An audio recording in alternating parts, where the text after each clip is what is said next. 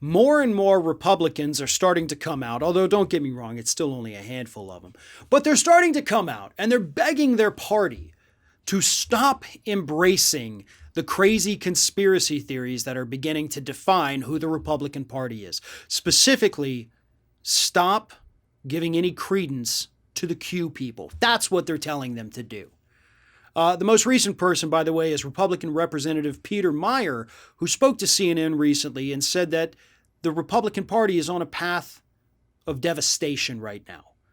If they continue to embrace the Q folks, they're going to destroy the party from within. And of course, he is not the only one. You have had other prominent Republicans speak out saying, nah, we don't really agree with this. We don't really go along with it. You have had people like Adam Kinzinger also calling for the party to break away clean from the Q people. But then, of course, you have people like Marjorie Taylor Greene, who is currently one of the loudest members of Congress, one of the most visible, and she absolutely fully embraces everything that Q has to offer. Even though, let's be real here, that whole little conspiracy group has quite literally been wrong about everything. Okay, they have made some pretty bold predictions, none of which have ever come to fruition. So it does beg the question, at least a little bit, why are y'all even standing by it? Forget the damage it's doing to your party. Just on a simple credibility issue, they have zero. So why are you embracing this group that is systemically wrong every single time they make a prediction? That, to me, makes absolutely no sense whatsoever. But then again, most of what the Republican Party does makes no sense whatsoever. Polls currently show, by the way, that about 25% of Republicans view Q favorably.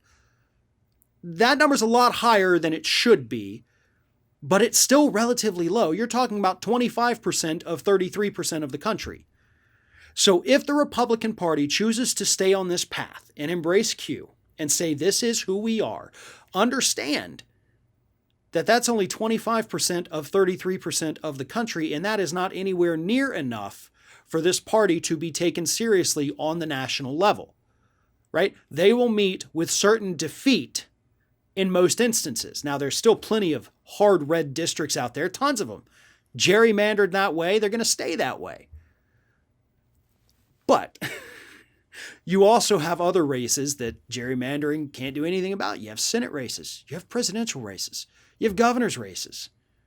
And I know that you've tried to do your best with the voter suppression, and that's going to help you. But at the end of the day, you're also losing members of your own party, the people that you haven't suppressed with your voting laws. And they're going to vote against you. They have made that much clear. Independents are staying away from you. The Democratic Party now has a 9-point registration advantage over Republicans, one of the largest gaps we have seen in modern times. And it's partly because of the Q people. The rest of it is because of Donald Trump. And let's be honest, those are essentially one and the same at this point. So these Republicans begging the party to stay away from this are correct. The numbers back them up. So if the Republican Party wants to continue down this path of self-destruction, let it be. They've been warned. They know where that path leads. It leads to certain ruin. They're just too stupid to know how to go back.